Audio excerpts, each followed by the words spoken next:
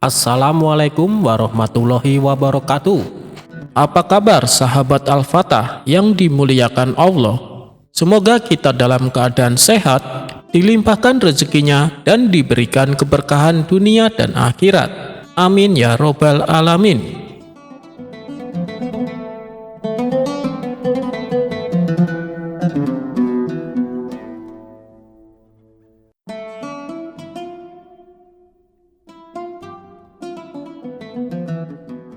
Suatu hari Baginda Raja pergi berburu ke hutan.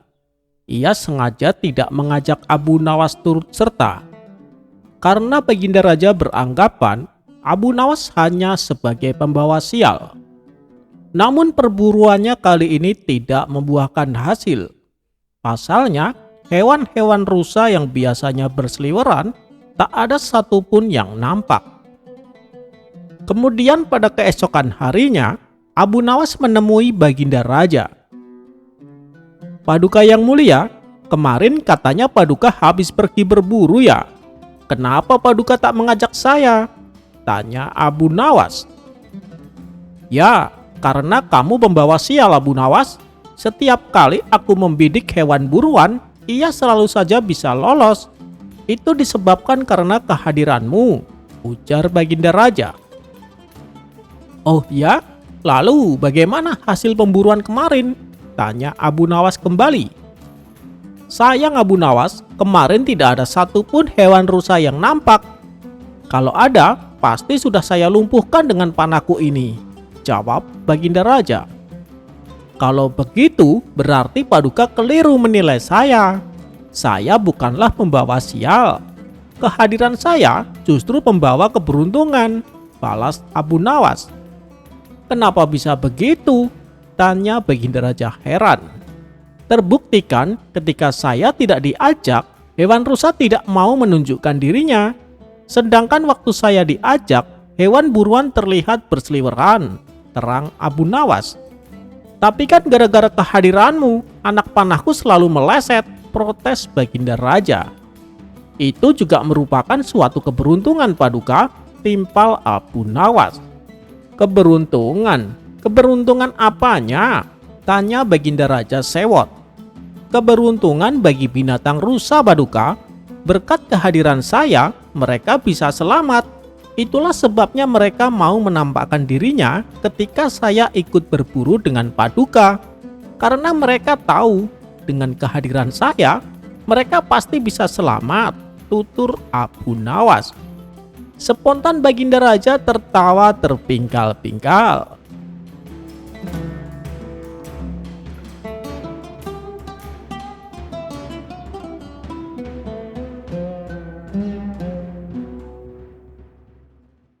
Pada suatu ketika Abu Nawas berkata di hadapan Baginda Raja.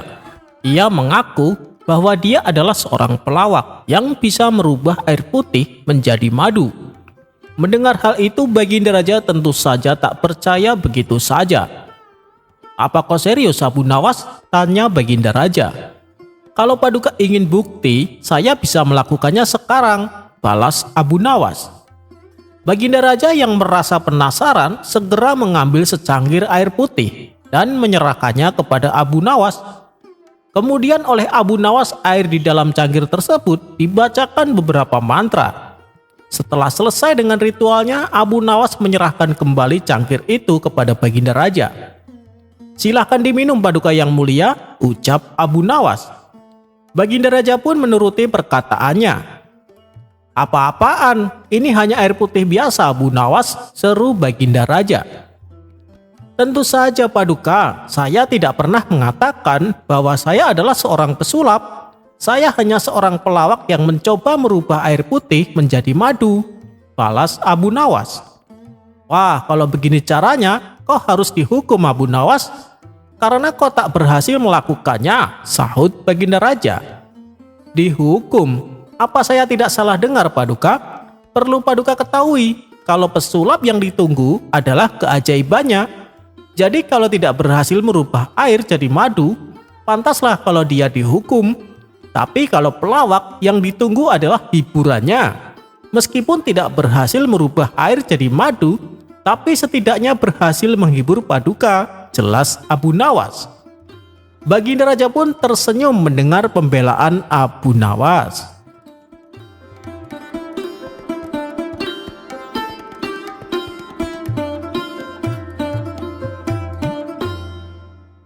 Dikisahkan, ada seorang pemuda bernama Malik bin Dinar. Ia adalah pemuda kaya yang juga merupakan keluarga kerajaan. Menjadi bagian dari orang-orang kerajaan, orang tua Malik bin Dinar tentu lebih memilih anaknya untuk menggantikan posisinya kelak di kerajaan. Sehingga setiap hari ia membawa putranya menuju kerajaan. Selain untuk mengajarkan beragam pekerjaan di sana, harapan orang tuanya juga agar anaknya bisa membantunya. Dan benar saja, ia terkadang bertugas menggantikan ayahnya yang kebetulan sedang ada halangan. Tidak lama kemudian ia pun diangkat menjadi pejabat tinggi, yaitu sebagai kepala prajurit kerajaan. Dengan jabatannya tersebut, Malik bin Dinar mendapatkan gaji yang sangat besar. Karena hidupnya penuh dengan gemilang harta, membuat dirinya tenggelam ke dunia hitam. Hidupnya hanya digunakan untuk berfoya-foya, minum khamr, berzina, dan semacamnya. Hal itu sudah menjadi kegiatan yang biasa ia lakukan. Suatu hari, Malik bin Dinar mendambakan seorang wanita untuk dijadikan seorang istri. Lalu salah satu kawannya menawarkan budak wanita kepadanya. Tanpa pikir panjang, Malik bin Dinar langsung mengiyakan dan membelinya dengan kontan. Bahkan karena kecantikannya yang melebihi budak pada umumnya, ia rela membeli dengan harga yang sangat mahal. Setelah lama hidup bersama dengan Malik, sang budak pun akhirnya hamil dan melahirkan bayi perempuan. Bayi tersebut ia beri nama Fatimah. Sebagai seorang ayah, tentu ia sangat menyayangi putrinya. Seiring berjalannya waktu, Fatimah kini tumbuh besar dan menjadi anak putri yang cantik. Maka bertambah cinta dan sayanglah Malik kepada anak sematawayangnya tersebut. Suatu kali saat Malik hendak menenggak minuman keras, Fatimah segera merebut gelasnya dan menumpahkannya ke baju Malik bin Dinar.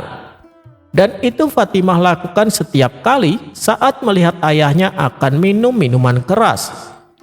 Meskipun Malik terkenal pemarah, namun ia hanya tersenyum dengan ulah Fatimah itu. Karena rasa cintanya dan sayangnya, sejak saat itulah sedikit demi sedikit Malik mulai meninggalkan maksiat demi putri tercintanya. Namun kebahagiaan yang dirasakan Malik tidak berlangsung lama. Anak putrinya harus meninggal di usia 3 tahun. Setelah kematian putrinya, Malik bin Dinar dirundung kesedihan yang tiada tara. Akhirnya ia pun kembali tenggelam ke dalam kemaksiatan.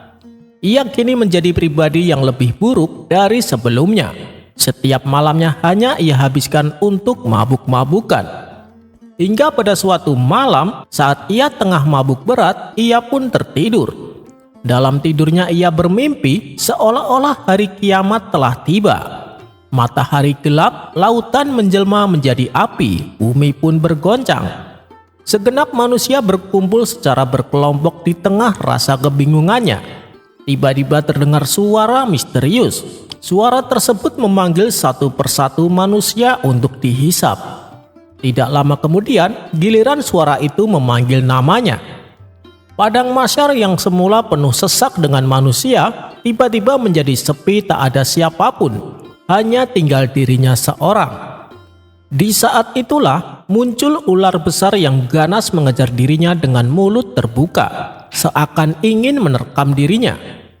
Merasa keselamatannya terancam, Malik bin Dinar segera berlari penuh ketakutan. Di tengah perlariannya, Malik melihat seorang lelaki tua yang lemah. "Wahai Tuan Syekh, tolonglah aku, selamatkan aku dari ular besar itu," pinta Malik bin Dinar kepada lelaki tua tersebut. "Aku ini lelaki lemah dan tua, mana mungkin bisa menolongmu," jawab lelaki tua tersebut. Lalu si lelaki tua menyarankan supaya Malik bin Dinar lari ke suatu tebing dengan harapan bisa selamat. Mendengar jawaban itu, Malik bin Dinar semakin panik dan lari menjauh hingga menaiki tebing yang ditunjukkan. Ternyata tebing tersebut adalah tebing neraka. Di bawahnya terdapat api yang menyala-nyala. Ia pun segera berpaling arah dan berlari menghindari kejaran ular raksasa. Malik bin Dinar kembali menghampiri kakek tua untuk meminta tolong. "Tolonglah aku, selamatkan aku dari ular besar itu," pinta Malik bin Dinar. Melihat keadaan Malik yang malang, si lelaki tua itu merasa iba. Sambil menangis, ia kembali menyarankan agar Malik bin Dinar berlari ke arah gunung. Tanpa membuang waktu, Malik menuruti saran lelaki tua itu. Ia berlari sangat kencang, sementara si ular masih terus mengejarnya. Setelah sampai di atas gunung, ia melihat ada sekelompok anak kecil yang sedang bermain-main. Melihat kehadiran Malik bin Dinar, anak-anak tersebut berteriak kepada seorang gadis kecil yang sedang berada di tengah-tengah mereka. "Hei Fatimah, tolonglah ayahmu, tolonglah ayahmu." Mendengar hal itu, Malik bin Dinar pun kaget bercampur bahagia. Anak putrinya yang meninggal di usia 3 tahun berada di antara anak-anak tersebut. Lalu Fatimah menghampiri ayahnya. Tangan kanannya memegang tangan sang ayah, sedangkan tangan kirinya mengusir ular besar yang sedari tadi mengejarnya. Ular besar itu pun langsung menghilang seketika. Malik bin Dinar dibuatnya tercengang melihat peristiwa tersebut. Kemudian Fatimah duduk di pangkuan Malik bin Dinar sebagaimana di dunia dulu. "Wahai ayah, belumkah datang waktunya bagi orang-orang yang beriman untuk tunduk hati mereka mengingat Allah?" kata Fatimah kepada Malik bin Dinar. Sang ayah lalu meminta penjelasan perihal ular raksasa yang mengejarnya. Fatimah lalu berkata, "Ular raksasa yang mengejar ayah itu adalah gambaran perbuatan buruk ayah yang suatu saat nanti akan membuat ayah celaka. Sedangkan lelaki tua yang ayah mintai tolong itu merupakan wujud amal baik ayah yang tak pernah dipelihara, sehingga ia sendiri menangis lemah tak berdaya dan tak bisa menolong. Seandainya saja ayah tidak melahirkanku dan seandainya saja aku tidak mati saat masih kecil, tidak akan ada yang bisa memberikan manfaat kepada ayah," kata Fatimah menjelaskan. Seketika Malik bin Dinar kaget dan terbangun dari mimpinya. Ia pun menangis dan menyesali semua perbuatan jahatnya. Ia juga menghancurkan semua botol minuman kerasnya dan bertobat kepada Allah. Setelah pertobatannya, Malik bin Dinar memilih hidup menyendiri. Semua harta kekayaannya ia tinggalkan. Ia menetap di sebuah rumah kecil yang jauh dari pemukiman penduduk. Hingga pada suatu ketika, ada seorang pencuri memasuki rumah Malik bin Dinar. Saat itu Malik bin Dinar tengah sholat malam. Si pencuri merasa kecewa karena ia tak mendapati barang berharga untuk bisa diambilnya. Ia lantas memutuskan untuk meninggalkan rumah Malik bin Dinar. Tapi saat ia hendak keluar, Malik bin Dinar keburu memergokinya. Awalnya si pencuri hendak menusuknya memakai belati. Ia khawatir apabila Malik bin Dinar melawan ataupun berteriak. Namun Malik justru bersikap tenang.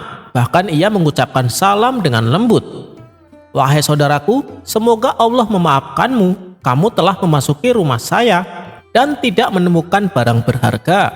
Tapi saya tidak ingin kamu pergi tanpa mendapatkan apapun. Berwudulah dan sholat, berdoalah kepada Allah. Karena jika kamu melakukannya, kamu akan meninggalkan rumah saya dengan membawa harta yang lebih besar dari apa yang kamu inginkan," kata Malik bin Dinar. Si pencuri tak menyangka dengan sikap Malik bin Dinar. Ia merasa tersanjung oleh sopan santun dan tutur katanya. Karena merasa tidak enak hati, si pencuri menuruti perkataan Malik bin Dinar. Ia pun menghabiskan sepanjang malam dengan sholat dan berzikir. Setelah menjelang subuh, si pencuri malah meminta untuk menginap di rumah Malik bin Dinar. Malik bin Dinar pun mengizinkannya. Selama sepekan, si pencuri diajari berbagai ilmu agama oleh Malik bin Dinar. Si pencuri yang awalnya hendak berbuat jahat ini justru bertobat dan menjadi orang yang baik dan menjadi orang yang sangat alim.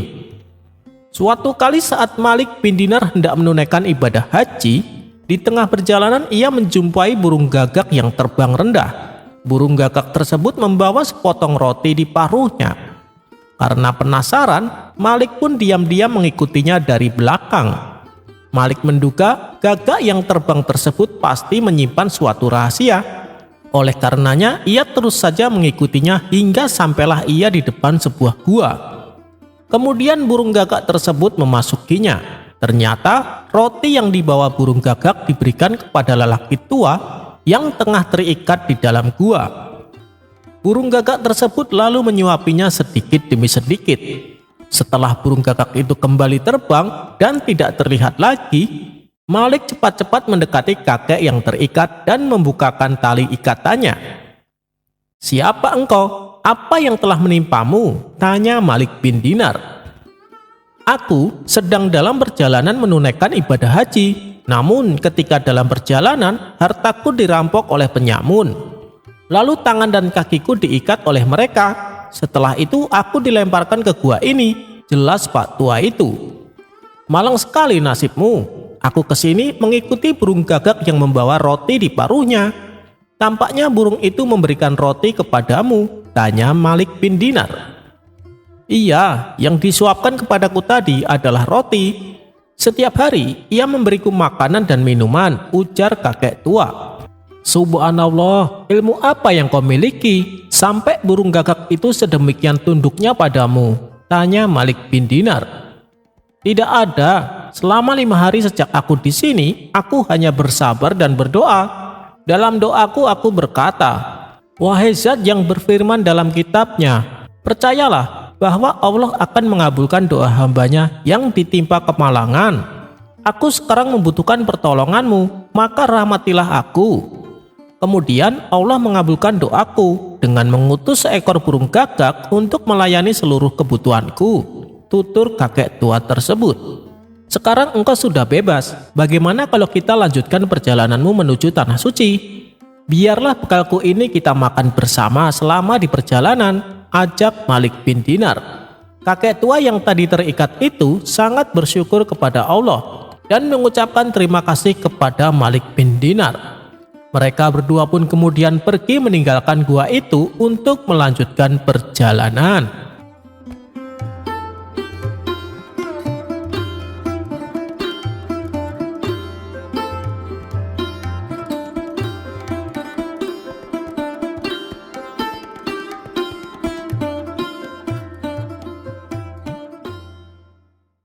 Dikisahkan, dahulu ada sebuah keluarga yang sangat menghormati bulan Ramadan. Mereka adalah keluarga beragama Majusi, yaitu suatu aliran yang menyembah api. Suatu hari, anak mereka makan di tengah pasar pada siang hari. Si anak tidak mengetahui bahwa hari itu adalah bulan Ramadan, di mana umat Islam sedang melaksanakan ibadah puasa. Mendapati hal itu, sang ayah memarahi anaknya, bahkan sampai memukulnya.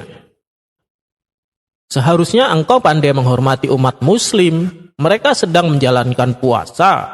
Tapi kenapa kamu tidak tahu diri dengan cara makan di tengah pasar?" kata ayah Majusi menasehati. Setelah mendapat peringatan keras dari sang ayah, anak tersebut tidak lagi makan di siang hari di keramaian ketika bulan Ramadan. Beberapa minggu kemudian, ayah Majusi tersebut dikabarkan meninggal dunia. Lalu tiba-tiba, salah seorang ulama setempat bermimpi bertemu dengan ayah Majusi. Dalam mimpinya ia melihat bahwa ayah Majusi itu sedang berada di surga. Merasa penasaran, ulama itu memberanikan diri untuk bertanya, "Mengapa engkau masuk surga? Bukankah engkau seorang Majusi?" tanya ulama itu.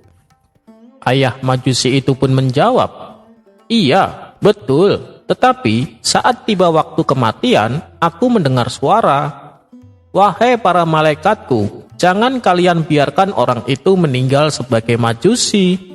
Muliakanlah dia dengan Islam, karena dia telah menghormati bulan Ramadan.' Ternyata sebelum meninggal dunia, Majusi itu mendapat hidayah dari Allah Subhanahu wa Ta'ala hingga meninggal dalam keadaan Islam. Ia mendapat kemuliaan dan tempat kembali yang baik karena sangat menghormati terhadap bulan Ramadan. Begitulah Allah memuliakan orang yang menghormati bulan suci Ramadan.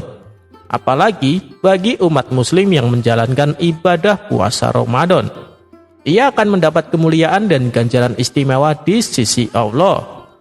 Kisah ini terdapat di kitab Duratun An-Nasihin yang diceritakan oleh Syekh Uman bin Hasan.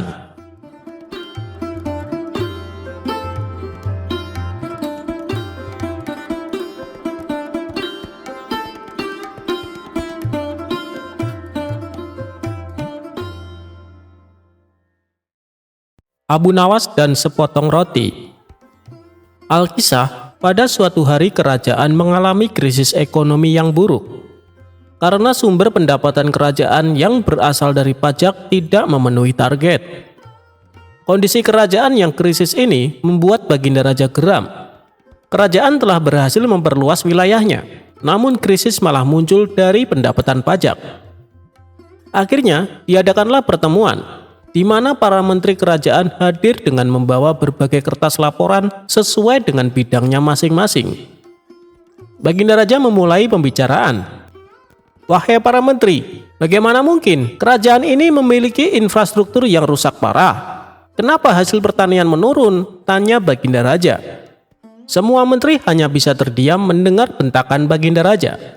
Mereka tak mampu menjawab, hanya memberikan kertas laporan kepada Baginda Raja. Karena sangat marah, Baginda Raja pun merobek kertas-kertas itu, dan ada juga yang disuruh memakan kertas itu. Abu Nawas yang juga hadir di pertemuan itu juga tak mampu berbuat banyak. Namun, beberapa saat kemudian, Baginda Raja memerintahkan Abu Nawas untuk menggantikan petugas pajak menghitung pendapatan pajak. Setelah beberapa saat, Abu Nawas maju ke singgasana raja dan membawa sepotong roti. Melihat hal itu, semua menteri terheran-heran dengan tingkah Abu Nawas. "Hei Abu Nawas, apakah kau akan menyuapku dengan sepotong roti itu?" tanya Baginda Raja agak marah. "Bukan begitu Baginda Raja. Laporan keuangan yang saya kerjakan semuanya tercatat pada roti ini," jawab Abu Nawas. "Apa maksudmu? Kau jangan berpura-pura gila di hadapanku," kata Baginda Raja kesal. "Wahai Baginda Raja, usiaku ini sudah cukup lanjut. Aku tidak akan sanggup memakan kertas-kertas yang nantinya Anda sobek dan menyuruhku untuk memakannya. Jadi, semua laporan aku pindahkan pada roti ini," ucap Abu Nawas. Sebuah teguran yang halus dari Abu Nawas agar Baginda Raja lebih bijaksana dalam memimpin kerajaannya. Sejak saat itu pula, Baginda Raja tersadar bahwa tindakannya tidak benar karena telah menyuruh menterinya memakan kertas. Akhirnya, Baginda Raja merumuskan kembali perundang-undangan yang lebih memihak kepada rakyat kecil.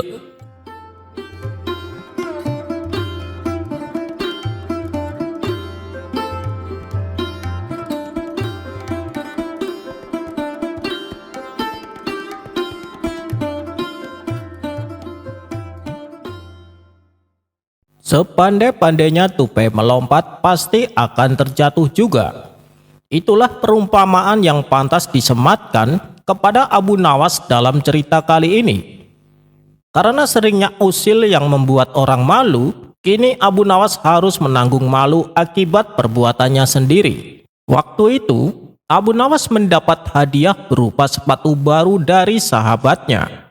Sepatu tersebut sangatlah indah. Bisa dibilang hanya Abu Nawaslah pemilik satu-satunya di seantero kota Baghdad. Karena saking bangganya, ia hendak memamerkan kepada orang-orang. Namun saat ia mulai melakukan aksinya, ia justru menjadi bahan tertawaan. Abu Nawas sempat heran dibuatnya. Bukannya mendapat pujian dan sanjungan, tapi malah ditertawakan.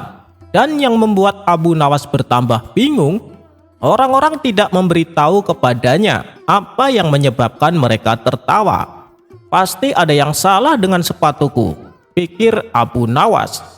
Akhirnya ia pun menuju rumah tukang sepatu dan berkata kepadanya, "Hei kawan, tolong betulkan dan perbaiki sepatuku. nanti aku bayar." Si tukang sepatu sempat menahan tawa dan kemudian berkata, "Baik, lepaskan sepatumu." Abu Nawas segera melakukannya. Si tukang sepatu lalu membalikkan arah sepatunya. Yang sebelah kanan ditaruh ke sebelah kiri, sedangkan yang sebelah kiri ditaruh ke sebelah kanan. "Sekarang sepatumu sudah betul, silakan dipakai kembali," kata si tukang sepatu. Seketika Abu Nawas baru tersadar, ternyata bukan sepatunya yang rusak, akan tetapi otaknya yang rusak karena ia memakai sepatu secara terbalik. Dan inilah penyebabnya yang membuat orang-orang selalu menertawakannya. Dengan wajah pucat menahan malu, Abu Nawas bergegas pergi meninggalkan rumah si tukang sepatu.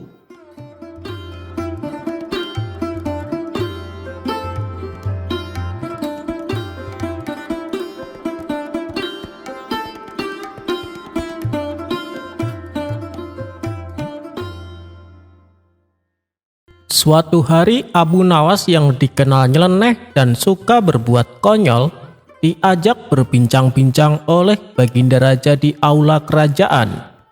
"Wahai Abu Nawas, beberapa bulan belakangan ini aku heran dengan penampilanmu," kata Baginda Raja heran. "Kenapa Paduka? Saya merasa tidak ada yang berubah dengan penampilan saya," balas Abu Nawas. "Coba kau amati, sekarang kau lebih sering membawa tongkat. Padahal kan usiamu belum terlalu tua Abu Nawas," ujar Baginda Raja. "Oh, soal itu. Dengan tongkat ini, saya bisa membuat orang lupa dengan dirinya sendiri," tutur Abu Nawas. "Ah, apa iya? Coba kau buktikan," pinta Baginda Raja. Abu Nawas pun kemudian mengambil tongkatnya dan menunjuk ke arah salah satu petugas istana. "Berapa umurmu?" tanya Abu Nawas. Petugas itu bingung, tak tahu harus menjawab apa. Mengingat yang bertanya adalah Abu Nawas, orang yang terkenal dengan tingkah konyolnya. Menjawab benar saja bisa jadi salah, apalagi menjawab salah. Akhirnya petugas istana tersebut memilih menjawab tidak tahu. "Paduka lihat sendiri kan, dia bahkan tidak tahu umurnya sendiri," celetuk Abu Nawas. Sontak tingkah Abu Nawas ini membuat Baginda Raja tertawa terpingkal-pingkal. "Kau luar biasa Abu Nawas, adakah kehebatanmu selain itu?" goda Baginda Raja. Abu Nawas lalu membalas, "Mungkin bagi sebagian orang ketika jatuh sakit, dia akan menjadi lemah tak berdaya. Seluruh tubuhnya menjadi demam dan menggigil. Tapi kalau saya yang jatuh sakit justru membuat rumah saya aman dari aksi pencurian. Pencuri tidak akan berani masuk." Baginda Raja pun heran mendengarnya. "Kenapa bisa begitu Abu Nawas? Apakah dengan kamu sakit kekuatanmu malah jadi bertambah?" tanya Baginda Raja. "Bukan yang mulia, tapi karena sepanjang malam saya batuk terus-menerus. Sehingga bila ada pencuri yang hendak masuk ke rumah, dia pasti tidak akan berani. Dia akan mengira kalau si penghuni rumah sudah siap sedia untuk menanti kedatangan si pencuri," jawab Abu Nawas. Untuk kedua kalinya Baginda Raja dibuat tertawa terbahak-bahak. Ia pun memberikan hadiah kepada Abu Nawas karena telah menghibur dirinya.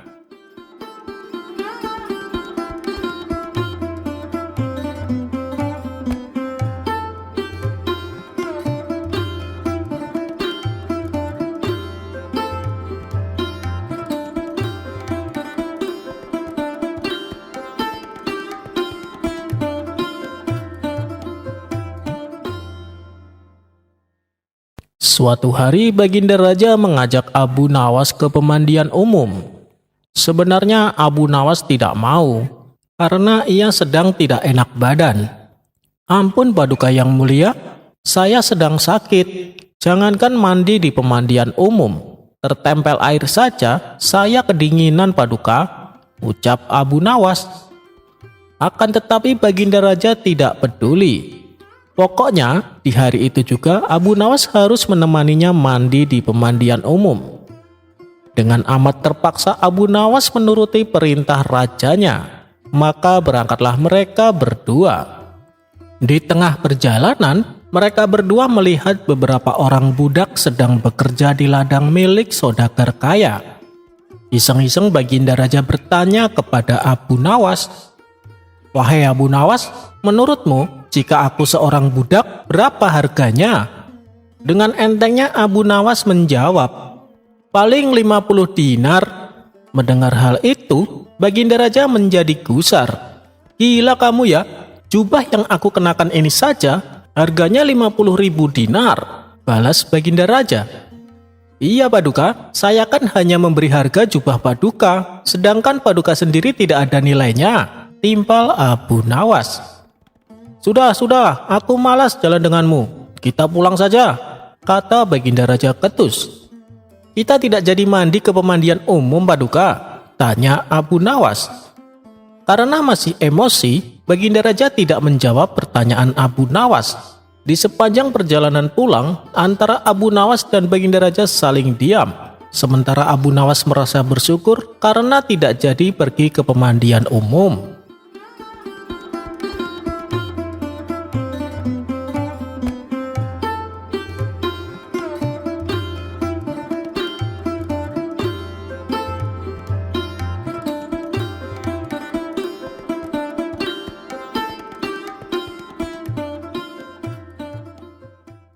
Persoalan yang dihadapi Abu Nawas seakan tiada habisnya. Pada cerita yang lalu, Baghdad dipimpin oleh gubernur yang kejam. Tapi berkat kecerdikan Abu Nawas, gubernur tersebut akhirnya dipecat dari jabatannya. Dan kini Baginda Raja menunjuk gubernur yang baru. Orangnya memang tidak kejam, tapi ia punya kebiasaan yang aneh, yaitu senang menertawakan orang lain. Pada suatu hari, koki istana salah mencampurkan resep.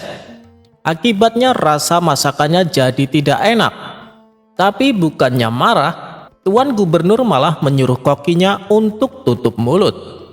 Ia lalu membagikan makanan tersebut kepada semua pelayan dan bawahannya. Hampir saja mereka memuntahkan makanan tersebut. Namun, karena tidak berani membangkang perintah Tuan Gubernur, mereka terpaksa tetap mengunyahnya. Menyaksikan mereka mengunyah dengan wajah yang aneh, ia pun tertawa terpingkal-pingkal. Tak puas sampai di situ, ia kemudian mengundang Abu Nawas dan kawan-kawannya untuk menikmati makanan yang tidak enak tersebut. Tentu saja Abu Nawas dan kawan-kawan juga merasakan hal yang sama. Mereka terpaksa mengunyah dengan ekspresi wajah yang tak karuan. Bagi Tuan Gubernur ini sungguh menggelikan. Ia pun tak kuasa menahan tawanya. Hingga pada suatu hari, Abu Nawas berniat menghadap Tuan Gubernur. Kedatangannya kali ini untuk mengundangnya meresmikan sebuah masjid yang baru saja dibangun. "Tentu saja, aku akan hadir, asalkan kamu mau memakai baju yang kuberikan padamu," kata Tuan Gubernur. "Baju pemberian gubernur pasti bagus. Aku sungguh beruntung," pikir Abu Nawas yang langsung mengangguk tanda setuju. Mata Abu Nawas lalu ditutup. Kemudian ia dipakaikan baju baru tanpa diberi kesempatan untuk berkaca. "Kau tampak gagah dan pantas Abu Nawas. Semua orang pasti akan memandangmu. Sekarang silahkan pulang. Besok aku pasti akan datang," kata Tuan Gubernur sambil menahan tawa. Abu Nawas pun merasa sangat senang dan bangga. Ia pulang dengan riang gembira. Dan benar saja, di sepanjang perjalanan, semua orang terpana memandang penampilannya. Hal ini membuat Abu Nawas semakin percaya diri. Setibanya di rumah, sang istri langsung berkata kepadanya, "Apa-apaan kau ini? Memalukan. Lekas copot bajumu dan basuh mukamu dengan air." Mendapati reaksi berbeda dari istrinya, Abu Nawas merasa penasaran. Ia pun segera berkaca dan tampaklah kedua pipi Abu Nawas berwarna hitam. Dan ketika bajunya dilepas, di belakangnya terdapat tulisan "Aku orang bodoh". Kurang ajar, dasar gubernur somplak, aku telah dikerjai olehnya. Jadi sewaktu ia menutup mataku, tangannya mengoleskan bedak hitam ke pipiku, geram Abu Nawas. Sementara itu, Tuan Gubernur tertawa terbahak-bahak di istananya sendiri. Ia tak bisa membayangkan bagaimana Abu Nawas ditertawakan orang-orang yang melihatnya. Keesokan harinya, setelah Tuan Gubernur meresmikan pembangunan masjid, ia berjalan menghampiri Abu Nawas. "Nanti sore datanglah ke istanaku. Ada sesuatu yang penting ingin kubicarakan," kata Tuan Gubernur. Abu Nawas pun mengiyakannya. Namun dalam hati ia berkata, "Kali ini aku jangan sampai tertipu olehnya. Aku harus tetap waspada." Singkat cerita, pada sore harinya duduklah Abu Nawas bersama gubernur di istananya yang megah. "Apa yang ingin Tuan bicarakan? Katakanlah," tanya Abu Nawas mulai curiga. Akan tetapi, dugaan Abu Nawas keliru. Tuan Gubernur justru berbicara serius mengenai kondisi rakyat Baghdad. Ia meminta kepada Abu Nawas untuk mendata orang-orang miskin supaya bisa mendapatkan bantuan. Tak hanya itu, Tuan Gubernur juga berencana mendirikan madrasah-madrasah gratis agar anak-anak Baghdad bisa mendapatkan pendidikan. Perbincangan kedua orang ini pun menyita waktu lumayan lama, sehingga tak terasa waktu sudah beranjak malam. "Baiklah Tuan Gubernur, berhubung pembicaraan kita sudah selesai, saya mau pamit pulang," kata Abu Nawas. "Tapi ini sudah larut malam Abu Nawas, kenapa tidak menginap di sini saja?" tawar sang gubernur. "Apa tidak merepotkan?" tanya Abu Nawas. "Kenapa merepotkan? Istana ini dibangun dari uang rakyat Abu Nawas, jadi kamu berhak untuk menginap di sini," balas Tuan Gubernur. Mendengar hal itu, Abu Nawas yang tadinya benci setengah mati, kini berubah menjadi rasa kagum. "Tidak kusangka, di balik sifat usilnya yang kelewatan, ternyata dia adalah gubernur yang peduli dengan rakyatnya," gumam Abu Nawas. Abu Nawas pun dengan senang hati menerima tawaran untuk menginap di istana. Maka, diantarlah Abu Nawas ke sebuah kamar yang sudah disiapkan. Ketika ia membaringkan tubuhnya di ranjang, beberapa menit kemudian tubuhnya merasakan gatal-gatal. Rupanya, ranjang tersebut telah ditaburi bubuk gatal. Ia pun mencoba mencari bedak untuk mengobatinya. Dan bedak yang ia cari berada di atas meja. Segera saja ia menaburkan ke seluruh tubuh. Namun, bedak tersebut juga merupakan jebakan. Karena ternyata bedak yang ia pakai sudah dicampuri bubuk bersin. Sehingga dalam waktu semalaman ia bersin terus-menerus. "Kurang ajar, tunggu saja nanti pembalasanku," kata Abu Nawas geram. Seminggu kemudian terdengar kabar Tuan Gubernur akan mengadakan pesta syukuran atas tahun kelahirannya. Semua warga diundang, baik pejabat maupun rakyat biasa. Tak terkecuali Abu Nawas. Disinilah Abu Nawas mulai melancarkan aksi balas dendamnya. Sehari sebelum pesta dilaksanakan, Abu Nawas berpura-pura ingin membantu segala macam persiapan pesta. Tentu saja niat Abu Nawas ini disambut baik oleh Tuan Gubernur. Dan hari yang dinanti-nanti pun telah tiba. Ketika acara pesta berlangsung, Tuan Gubernur tampil dengan jubah kebesarannya yang membuat hadirin berdecak kagum. Namun kekaguman mereka seketika berubah menjadi tertawaan. Tuan Gubernur tak menyadari hal ini. Ia mengira bahwa mereka tertawa karena gembira. "Ayo, nikmati semua hidangan ini," kata Tuan Gubernur mempersilahkan. Begitu pula dengan Tuan Gubernur. Namun tak berapa lama, Tuan Gubernur memuntahkan kembali makanannya. Sementara orang-orang tampak asik memakannya dengan lahap. Kenapa rasanya tidak enak dan menjijikkan, padahal hidangannya sama dengan mereka, pikir Tuan Gubernur. Kemudian ia pun memilih untuk tidak ikut makan. ia berjalan menuju kursi singgasananya. Tapi ketika ia mulai duduk di atas singgasana, tiba-tiba pantatnya merasakan gatal-gatal yang teramat sangat. Hal ini membuatnya bertingkah seperti orang aneh. Ia menggaruk-garuk pantatnya sampai dengan posisi menungging. Para tamu undangan yang hadir spontan tertawa dibuatnya. Setelah rasa gatalnya agak mereda, ia mengambil sapu tangan untuk mengelap keringat di wajahnya. Kejadian tidak mengenakan kembali dialami. Tanpa sebab, ia bersin terus-menerus hingga acara pesta selesai. Ketika pesta telah berakhir, para tamu undangan pun satu persatu menyalaminya. "Terima kasih atas jamuannya, wahai gubernur tolol," kata tamu pertama. Begitu pula dengan tamu kedua dan seterusnya. Mereka semua mengatakan hal yang sama. "Kurang ajar, kalian berani-beraninya menyebutku seperti itu," bentak Tuan Gubernur. "Tapi bukankah Tuan yang meminta kami memanggil demikian? Coba baca tulisan di punggung jubah Tuan," balas mereka. Akhirnya Tuan Gubernur mulai menyadari bahwa ada seseorang yang telah mengerjainya. "Ulah siapa ini? Ayo mengaku!" teriaknya penuh amarah. Suasana yang tadinya meriah mendadak menjadi hening dan semua para tamu undangan terdiam. "Saya Tuan Gubernur," jawab Abu Nawas. Orang-orang pun menatap ke arah Abu Nawas.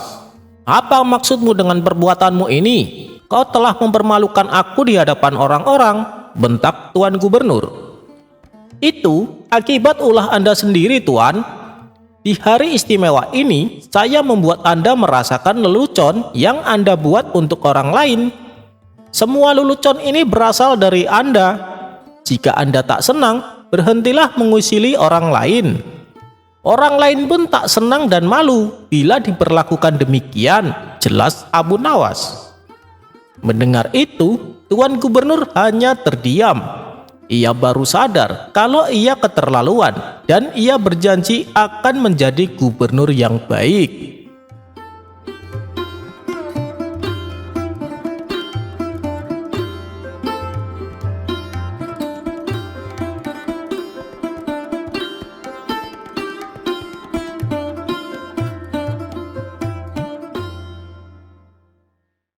Sobat Radio Malam, salah satu perhatian Abu Nawas terhadap pengemis adalah pengemis itu tidak harus dibantu secara materi, tapi juga harus dibantu dengan memberikan pekerjaan agar dia nanti bisa mandiri dan meninggalkan sifat mengemis tersebut. Dia tidak memberikan makanan maupun uang, melainkan Abu Nawas berusaha mencarikan pekerjaan buat si pengemis itu. Begini kisahnya. Pada suatu ketika, Abu Nawas dikunjungi oleh seorang pengemis laki-laki. Pengemis itu meminta makanan karena sudah lama tidak makan. Namun, Abu Nawas tidak memberikan sesuap nasi atau makanan lainnya yang sangat diharapkan oleh pengemis itu. Akan tetapi, ia malah mengajukan beberapa pertanyaan semata. "Kenapa engkau mengemis? Apa engkau tidak mempunyai pekerjaan?" tanya Abu Nawas.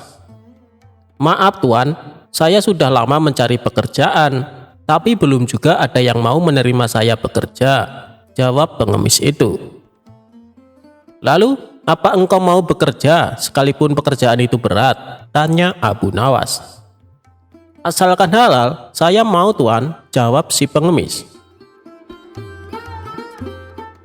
Akhirnya Abu Nawas mengantarkan pengemis itu menemui sahabatnya yang bernama Abu Wardah. Singkat cerita, pengemis itu diminta bekerja untuk mencabut rumput. Ternyata, pengemis itu merupakan seorang pekerja yang sangat rajin dan tangkas. Dalam waktu singkat saja, pekerjaannya pun selesai. Abu Wardah pun sangat kagum dan tergerak hatinya untuk memberikan pekerjaan yang lebih serius. Ia pun meminta pengemis itu untuk memisahkan satu ember kurma menjadi 3 bagian. Yang bagus diletakkan di keranjang pertama, sementara yang lumayan bagus diletakkan di keranjang kedua. dan kurma yang jelek diletakkan di keranjang ketiga. Namun ia lupa tidak memberikan penjelasan kepada pengemis itu tentang perbedaan antara baik dan yang buruk. Pada keesokan harinya, Abu Nawas datang ke rumah Abu Wardah untuk menanyakan kabar dari pengemis itu. Ia pun menjelaskan bahwa pengemis itu sangat rajin dan terampil mencabut rumput di ladang. Sehingga dirinya menyimpulkan bahwa pengemis itu adalah pekerja yang baik. Maka dari itu, Abu Wardah memberikan pekerjaan yang lebih serius kepadanya.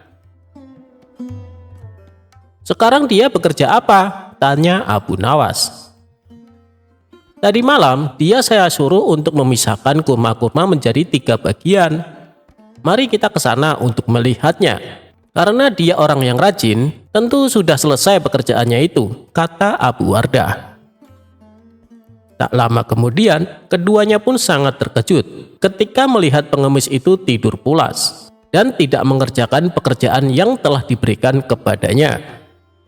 Dengan penuh tanya, Abu Wardah pun membangunkan pengemis itu. "Kenapa engkau tidak menyelesaikan pekerjaan yang sangat mudah itu?" tanya Abu Wardah.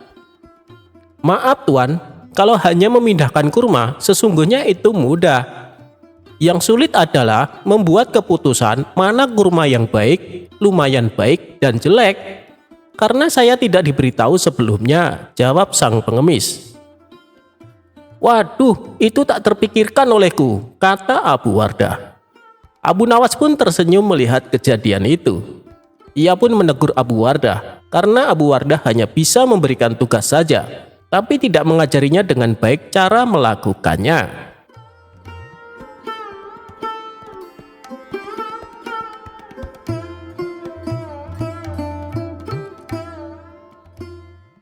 Abu Nawas lolos dari siasat busuk pemilik warung makan. Dikisahkan, Abu Nawas sering bepergian keluar kota untuk tujuan berdagang. Di kota tersebut, Abu Nawas sering mampir di warung makan langganannya. Suatu ketika, Abu Nawas baru saja tiba di kota itu dan seperti biasanya mampir di warung makan langganannya itu.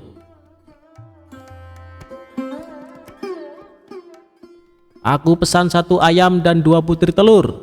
Tapi bayarnya kalau dagangannya sudah terjual habis. Boleh tidak?" tanya Abu Nawas. "Silahkan Abu Nawas, kamu kan langganan di warung ini." "Tentu saja boleh," jawab pemilik warung. Ketika selesai makan, ia pun pergi untuk menjual dagangannya.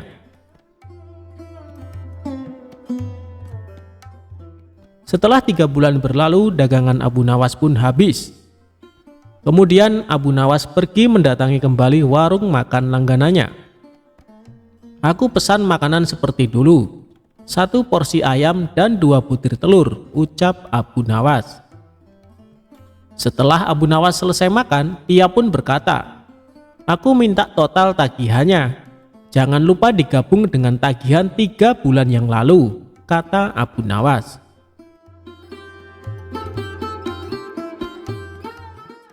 Si pemilik warung menghitung tagihannya dan memberikan secari kertas. "Ini total tagihannya, cukup 200 dirham saja," kata si pemilik warung. "Apa? 200 dirham? Hanya untuk 2 porsi ayam dan 4 butir telur, kamu mau memerasku?" tanya Abu Nawas emosi. "Harga ini sudah cukup murah. Coba kau pikir, ayam yang kau makan sejak 3 bulan lalu, jika setiap harinya dia bertelur, maka akan menghasilkan ayam-ayam yang banyak. Dan jika dijual akan menghasilkan ribuan dirham. Tapi aku hanya menyuruhmu membayar 200 dirham saja," kata si pemilik warung. "Ini tidak adil, hanya akal-akalanmu saja," kata Abu Nawas. Mereka berdebat tanpa hasil dan memutuskan untuk menghadap Tuan Hakim.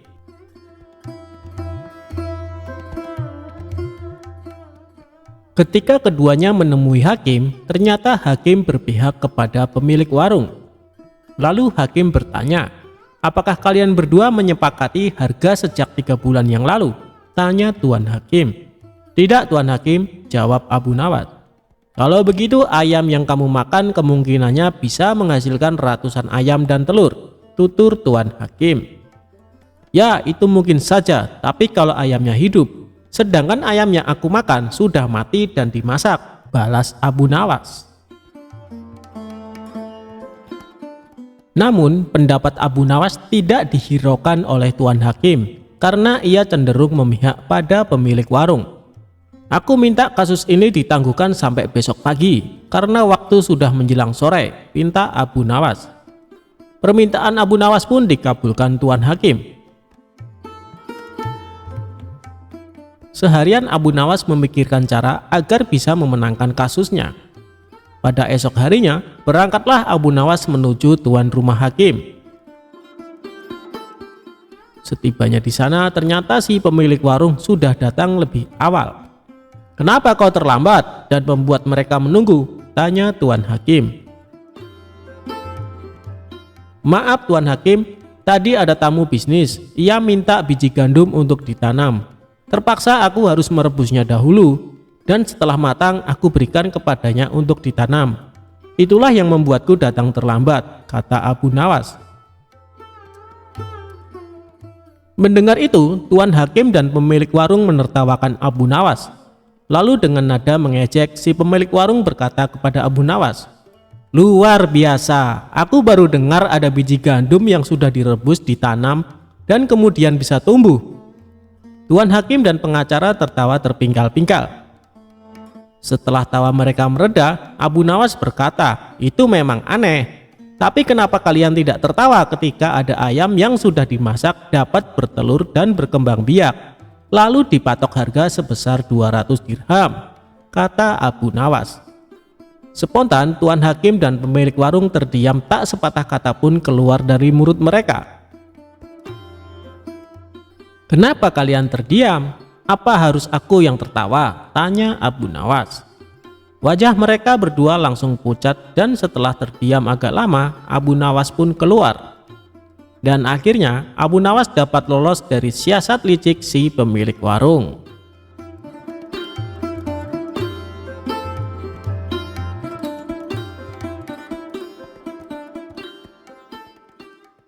Abu Nawas tertipu setelah jauh-jauh pergi ke India. Suatu hari Abu Nawas merasa sedih karena kehilangan burung yang amat disayangi. Tidak ingin kesedihannya berlarut-larut, ia berinisiatif membeli burung baru. Maka pergilah Abu Nawas ke pasar burung di pusat kota.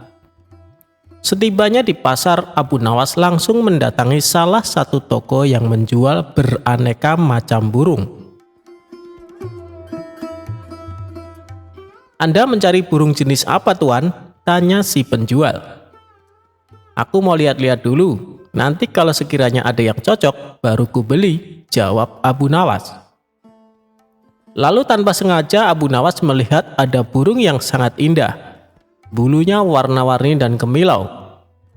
"Burung apa ini? Aku baru melihatnya," tanya Abu Nawas. "Oh, ini burung dari India, Tuan. Apakah Tuan berminat?" jawab si penjual. "Ya, aku tertarik. Tapi apa burung ini bisa berkicau?" tanya Abu Nawas lagi. "Waduh, sayang sekali, Tuan. Burung ini tidak dapat berkicau. Tapi burung ini bisa berbicara seperti manusia. Bahkan dia bisa diajak bicara. Dan satu lagi, Tuan, burung ini sangat cerdik," jelas si penjual. "Benarkah?" tanya Abu Nawas penasaran. Untuk membuktikannya, Abu Nawas lalu mencoba mengajaknya berbicara. Benar saja, burung itu bisa diajak berbicara layaknya manusia. "Baiklah, aku beli burung ini," kata Abu Nawas. Setelah transaksi pembayaran selesai, Abu Nawas langsung membawa pulang burung tersebut. Setibanya di rumah, ia menaruh burungnya dalam sebuah sangkar yang sangat indah. Suatu ketika saat Abu Nawas sedang asik bercengkrama dengan si burung, datanglah beberapa pengawal istana ke rumahnya. "Tuan Abu Nawas, Anda diperintahkan Baginda Raja untuk menghadapnya sekarang," kata salah satu pengawal. "Oh, baiklah, aku akan segera ke sana. Kalian pergilah dulu, nanti aku menyusul, balas Abu Nawas. Singkat cerita, Abu Nawas pun datang ke istana menghadap Baginda Raja. Ternyata Baginda Raja akan mengutus Abu Nawas pergi ke negeri India untuk suatu keperluan. Sepulangnya dari istana, Abu Nawas langsung berkemas dan bersiap-siap. Tidak lupa dia juga berpamitan dengan burung barunya itu. "Hei burung, aku tahu kau berasal dari India, dan Baginda Raja akan mengutusku ke negerimu. Apa kau punya permintaan? Barangkali kau kangen dengan makanan India, aku bisa membawakannya untukmu," kata Abu Nawas. "Aku mohon dan aku meminta kepadamu, lepaskan aku dari sangkar ini. Itulah permintaanku," jawab si burung. "Wah, kalau itu permintaannya, aku tidak bisa. Aku tidak mungkin melepaskanmu. Aku membelimu dengan harga mahal. Kau sudah menjadi milikku sekarang," ujar Abu Nawas. "Baiklah kalau kau tidak bisa melepasku. Tapi bila permintaan keduaku ini kau penuhi, aku akan sangat senang," balas si burung. "Apa permintaan keduamu?" tanya Abu Nawas. "Aku minta tolong kepadamu, jika kau telah sampai ke negeri India, pergilah ke sebuah hutan di desa ini. Kabarkanlah kepada saudara-saudaraku bahwa saat ini aku berada dalam sangkar di rumahmu. Melalui kabar ini, aku berharap mereka tidak gelisah mencariku. Itulah permintaan keduaku," tutur si burung. "Memangnya semua burung yang jenisnya sepertimu bisa mengerti bahasa manusia?" tanya Abu Nawas. "Ya, mereka yang jenisnya seperti aku bisa mengerti bahasa manusia dan bisa bicara seperti aku," jawab si burung. "Baiklah, aku akan berusaha memenuhi permintaanmu kali ini," ucap Abu Nawas. Singkat cerita, sampailah Abu Nawas di negeri India. Ia pun langsung melaksanakan tugas dari Baginda Raja. Setelah tugas-tugasnya selesai, barulah Abu Nawas menuju hutan di desa yang dimaksud oleh burungnya. Tidak disangka-sangka, baru saja memasuki hutan beberapa puluh meter, Abu Nawas melihat sekawanan burung hinggap di sebuah pohon tepat di atas kepalanya. Burung-burung itu mirip dengan burung yang ada di rumahnya. Ia segera saja berkata ke sekawanan burung itu, "Wahai burung, aku ingin menyampaikan pesan dari saudaramu, bahwa saat ini saudaramu terkurung di dalam sangkar yang ada di dalam rumahku. Kalian jangan mencarinya, karena saat ini saudaramu telah menjadi milikku," kata Abu Nawas. Mendengar kabar tersebut, salah satu burung tiba-tiba pingsan dan jatuh mengenai kaki Abu Nawas. Lalu Abu Nawas memungutnya dan membolak-balik badan si burung. Aneh, burung ini mendadak mati. Mungkin ia kaget karena mendengar kabar saudaranya sedang terpenjara dalam sangkar dan jauh berada di negeriku, kata Abu Nawas dalam hati. Ia tidak mau ambil pusing atas kejadian ini. Hal terpenting, dia telah menyampaikan pesan si burung kepada saudara-saudaranya. Abu Nawas lalu memutuskan berlayar kembali dan pulang ke negerinya. Setibanya di rumah, ia memberitahu burungnya bahwa permintaannya telah disampaikan. "Bagaimana kabar saudara-saudaraku? Apa mereka baik-baik saja?" tanya si burung. "Semuanya baik-baik saja, tapi ada salah satu burung yang tiba-tiba langsung mati saat mendengar kabar kalau kau sekarang berada di sini," kata Abu Nawas menjelaskan. Mendengar berita yang disampaikan Abu Nawas, burung yang ada di sangkar pun tiba-tiba pingsan dan jatuh. Spontan Abu Nawas menjadi kaget dan segera mengambil burung tersebut. Setelah dibolak-balik, ternyata burungnya mati mendadak. Apa mungkin ini gara-gara mendengar kabar kalau saudaranya telah mati? Ia sangat terkejut sampai mengalami kematian, pikir Abu Nawas. Abu Nawas pun menjadi sedih. Dia lalu menggotong burungnya dan menempatkannya di bibir jendela. Tapi tiba-tiba saja burung itu segera terbang dan hinggap di salah satu pohon di dekat jendela. Sebelum terbang tinggi, si burung berkata kepada Abu Nawas, "Wahai Tuan, ketahuilah bahwa apa yang kau anggap kesedihan bisa jadi merupakan kabar baik bagi yang lain. Mungkin Tuan bersedih karena aku lepas dari sangkarmu. Tapi aku bahagia karena bisa lepas dari sangkarmu. Si burung lalu terbang tinggi meninggalkan Abu Nawas. Ternyata benar apa yang dikatakan si penjual burung di pasar. Si burung bukan hanya bisa bicara, tapi juga cerdik. Aku telah dikelabui oleh burung itu, pungkas Abu Nawas kecewa.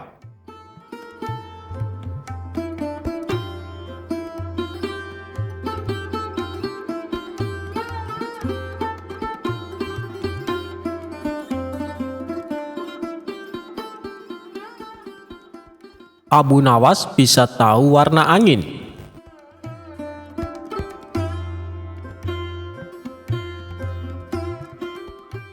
Baginda Raja menunjuk kawannya untuk menjabat sebagai gubernur di kota tempat tinggal Abu Nawas. Tapi sayangnya orang yang ditunjuk ini menyalahgunakan jabatannya. Ia sewenang-wenang memerintahkan para prajurit menangkap para sastrawan yang dianggap pintar. Setelah beberapa sastrawan ditangkap, mereka dihadapkan kepada gubernur yang baru tersebut. Satu persatu di antara mereka ditanya oleh sang gubernur. Menurutmu aku gubernur yang adil atau zolim? Tanya sang gubernur kepada para sastrawan. Sastrawan pertama menjawab, Anda adalah gubernur yang zolim. Sang gubernur terperanjat dengan jawaban tersebut. Apa alasanmu? Tanya balik gubernur. Karena Anda telah menangkapi kami tanpa sebab. Prajurit, masukkan dia ke penjara. Besok dia akan dihukum mati, ucap sang gubernur. Sastrawan berikutnya dipanggil dan diberi pertanyaan yang sama. Menurutmu, aku gubernur yang adil atau zolim? Tanya gubernur. Tuanku adalah gubernur yang adil, jawab sastrawan kedua. Apa alasanmu? Tanya gubernur kembali. Karena tuanku sangat memperhatikan rakyat, jawab sastrawan tersebut. Kau pembohong. Prajurit, masukkan dia ke penjara. Besok dihukum mati, ujar gubernur. Begitulah seterusnya apabila dijawab adil atau zolim, sang gubernur tetap memberikan hukuman mati. Kemudian beberapa sastrawan yang belum tertangkap mendatangi rumah Abu Nawas.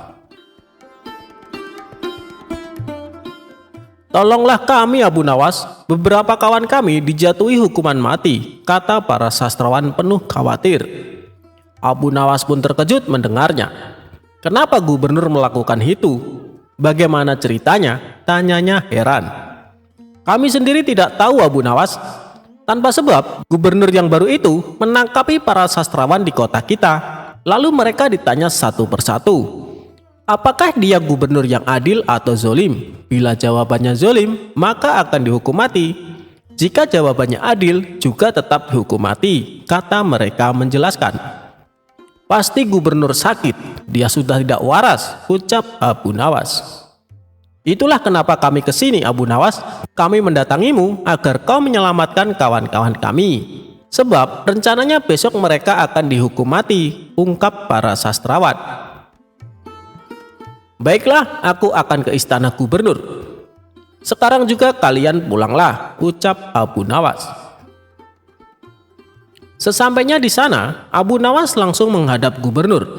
Melihat kehadiran Abu Nawas, gubernur langsung emosi. Ngapain kau datang ke istanaku? Tanya dia.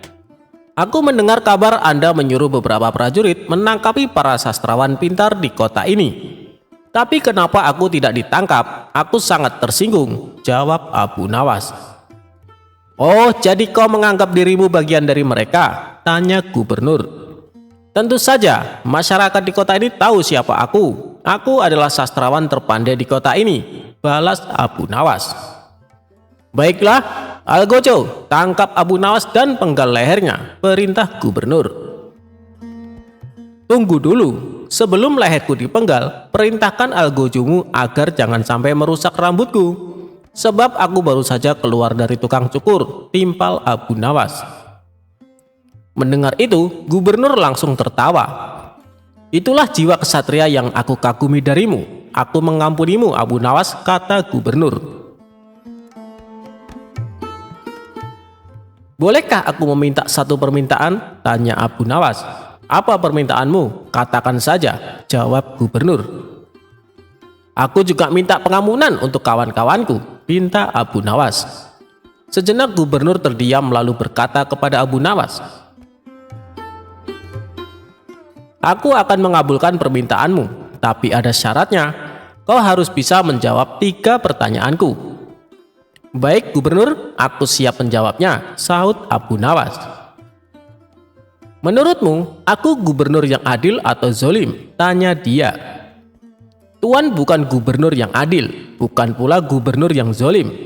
Orang-orang yang zolim itu adalah kita, sedangkan Tuan adalah pedang keadilan yang membalas kezaliman," jawab Abu Nawas. "Luar biasa, jawabanmu sungguh menakjubkan Abu Nawas," ujar sang gubernur. "Sekarang pertanyaan kedua, mana yang lebih bermanfaat, matahari atau bulan?" tanya gubernur. "Matahari terbit di siang hari bersamaan dengan terangnya dunia. Maka menurutku matahari kurang bermanfaat. Sementara bulan terbit di waktu malam yang menerangi dunia dan menjadikannya seperti siang. Maka menurutku manfaat bulan lebih besar," ujar Abu Nawas. Gubernur pun tertawa dengan jawaban Abu Nawas. Memang nyeleneh tapi masuk akal. "Baiklah Abu Nawas, sekarang pertanyaan terakhir. Menurutmu warna angin itu apa?" tanyanya. "Warna angin itu merah," jawab Abu Nawas dengan enteng. "Apa alasanmu?" tanya gubernur lagi. "Kalau kita masuk angin lalu badan dikerok, pasti akan muncul warna merah di badan. Itu menunjukkan kalau anginnya sedang keluar. Berarti warna angin adalah merah," jawab Abu Nawas menerangkan. Untuk kedua kalinya gubernur dibuat tertawa terpingkal-pingkal. "Kamu memang cerdik Abu Nawas. Kau mendapatkan apa yang kau inginkan. Ternyata apa yang dikatakan Baginda Raja tentangmu memang benar," tutur gubernur. Abu Nawas spontan kaget mendengar nama Baginda Raja disebut. "Maksud Tuan bagaimana?" tanya Abu Nawas penasaran. "Jadi begini, sebelum aku ditugaskan kemari, Baginda Raja memberitahu kalau di kota ini banyak sastrawan pintar, dan di antara sastrawan yang paling cerdik adalah kau. Aku berniat memanggil mereka untuk diberi hadiah. Tapi sebelumnya aku ingin mengerjai dulu. Ternyata kau malah datang untuk membantu mereka. Dan ini adalah suatu kesempatan bagiku untuk menguji kecerdasanmu," cerita gubernur. "Jadi hukuman mati yang Tuan berikan hanya berpura-pura?" tanya Abu Nawas kaget. "Benar Abu Nawas, aku hanya ingin mengerjai mereka sebelum memberikan hadiah," jawab gubernur. Abu Nawas pun terdiam sejenak. "Kurang ajar, ternyata aku masuk perangkapnya. Tunggu saja pembalasanku nanti," ungkapnya dalam hati.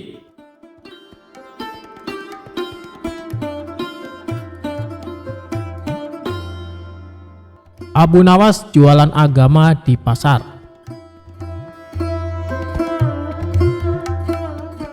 Lama sudah Abu Nawas tidak bertemu dengan Baginda Raja. Ia sangat merindukan kebersamaan dengan rajanya itu. Biasanya dalam 1 bulan, Abu Nawas sampai 4 kali dipanggil ke istana untuk menemani sang raja untuk berbincang bersama. Namun sudah hampir 1 tahun Baginda Raja belum juga memanggilnya ke istana. Hingga terbesit dalam benak Abu Nawas jika Baginda Raja sudah melupakan dirinya.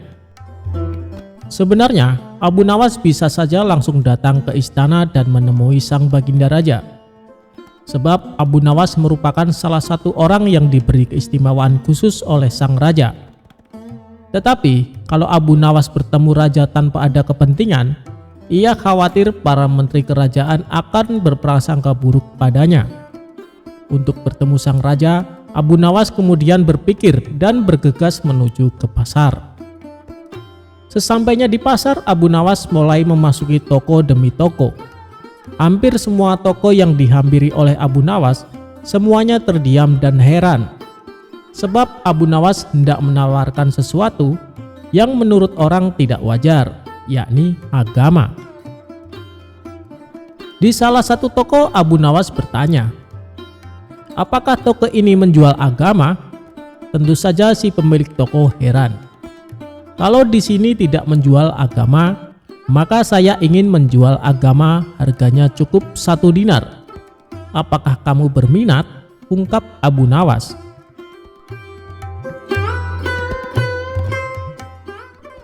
Begitulah seharian Abu Nawas menawarkan agama ke para pemilik toko. Kemudian Abu Nawas berteriak-teriak di tengah pasar sambil berucap, "Agama, agama, ada yang mau membeli agama?" Sontak hal tersebut membuat kaget orang di pasar. Banyak yang menuduhnya telah ateis. Orang-orang lantas membawanya ke hadapan sang raja. Setibanya di hadapan sang raja kemudian berkata kepada Abu Nawas, "Kenapa kamu bisa diikat oleh orang-orang dan dibawa ke sini?" Abu Nawas kemudian menjawab, "Mereka menangkap dan membawa saya ke sini karena saya ingin menjual agama saya di pasar." Kemudian Baginda Raja berkata kepada Abu Nawas, "Kalau kamu ingin menjual agamamu sendiri, kenapa mereka marah?" Abu Nawas kemudian menjawab, "Jika saya menjual agama saya sendiri, mereka berpikir saya tak lagi punya agama. Jika saya tak lagi punya agama, mereka menyimpulkan saya tidak bisa sholat lagi. Jika saya tidak bisa sholat lagi, mereka menyimpulkan berarti saya tak punya Tuhan. Jika saya tidak punya Tuhan, mereka berpendapat kalau begitu saya ateis. Begitulah cara pengadilan jalanan menghukum saya," ungkap Abu Nawas. Baginda Raja kemudian berkata, "Jika kamu tidak punya agama lagi karena sudah dijual, bagaimana cara kamu menyembah Tuhan?" "Ya, saya tinggal masuk ke masjid lalu menunaikan sholat," jawab Abu Nawas. Sang raja kemudian bertanya kembali, "Loh, kok dengan cara sholat? Kok di masjid? Bukankah itu cara orang Islam beribadah? Berarti kamu masih punya agama, Abu Nawas. Padahal kamu sendiri sudah menjual agamamu." Abu Nawas kemudian bertanya, "Lantas kalau begitu apa arti agama?" Baginda Raja kemudian menjawab bahwa agama adalah seperangkat ajaran yang datang dari langit yang mengajarkan seluruh umat manusia untuk selalu berbuat baik. Mengganggu orang lain sekecil apapun adalah perbuatan tidak baik. Jika setiap orang beragama berbuat baik, maka tatanan hidup bersama umat manusia akan baik dengan sendirinya. Karena tak seorang pun merasa terganggu dengan kehadiran orang lain akibat ajaran agama yang dijalankannya. Kemudian Baginda Raja mencontohkan rukun Islam, mulai dari syahadat, sholat, puasa, zakat, sampai ibadah haji. Semuanya ditujukan untuk kebaikan manusia. Tujuan sholat adalah mencegah perbuatan keji. Jika ia telah melaksanakan sholat, tapi masih berbuat mungkar, maka sholatnya perlu dipertanyakan. Begitu pula dengan puasa yang mengajarkan kita berempati kepada kaum miskin. Sedangkan zakat sendiri sudah pasti disalurkan untuk memperdayakan fakir miskin. Bahkan predikat haji merupakan predikat pribadi yang penuh kebaikan sosial. Jadi begini Abu Nawas, orang yang beragama sesungguhnya selalu melahirkan kebaikan untuk orang lain. Terlebih dalam ajaran agama Islam, kita dilarang memutuskan silaturahmi dengan orang baik, apalagi terhadap sesama muslim. Setelah Baginda Raja menjelaskan pandangannya terkait agama, Abu Nawas tersenyum penuh bahagia. "Kalau boleh tahu, apa ancamannya bila memutuskan silaturahmi?" tanya Abu Nawas. "Orang yang memutuskan silaturahmi tidak mendapat rahmat dari Allah." "Itulah tujuan saya kemari Baginda Raja, agar saya bisa terus menjalin silaturahmi dengan Paduka yang mulia," jawab Abu Nawas. "Lantas apakah kamu masih ingin menjual agama?" tanya sang raja. Abu Nawas kemudian bertanya pada sang raja, "Wahai raja, siapa sih sebenarnya orang yang pantas menjual agama?" Kalau menurut sang raja, orang yang pantas menjual agama adalah orang yang memanfaatkan agama untuk kepentingan pribadinya. Dengan sigap Abu Nawas berkata, "Tepat sekali Paduka. Seperti halnya para pejabat dan politikus, meski yang dilakukan oleh Abu Nawas terlihat konyol, tetapi maksud dan tujuannya benar-benar penuh makna.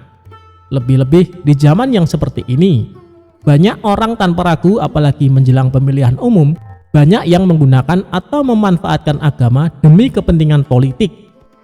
Agama tidak lagi dimaknai sebagai jalan spiritual atau prinsip hidup yang mampu membuat kebaikan kepada sesama. Sebagaimana yang disampaikan oleh sang raja, bahwa agama seperangkat ajaran yang datang dari langit, yang mengajarkan seluruh umat manusia untuk selalu berbuat baik. Jika agama sudah kehilangan ruh spiritualnya sebagai jalan hidup, maka sudah benar apa yang dilakukan oleh Abu Nawas. Agama layaknya sebuah barang murah yang dijual ke sana dan kemari.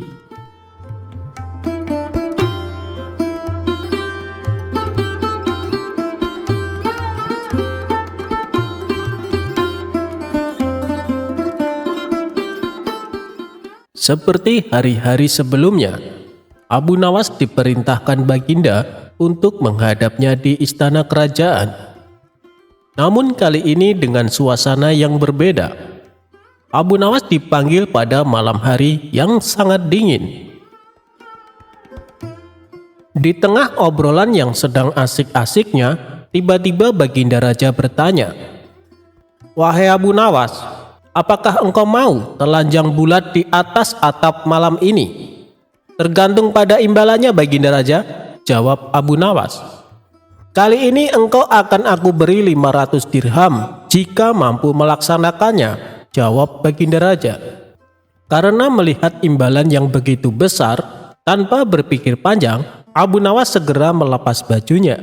Sesudah bajunya dilepas, selanjutnya Abu Nawas naik menuju atas atap dan duduk seperti yang diperintahkan Baginda Raja. Tentu saja Abu Nawas merasakan rasa dingin yang sangat menusuk kulit. Hingga malam menjelang subuh, Abu Nawas baru turun ke bawah.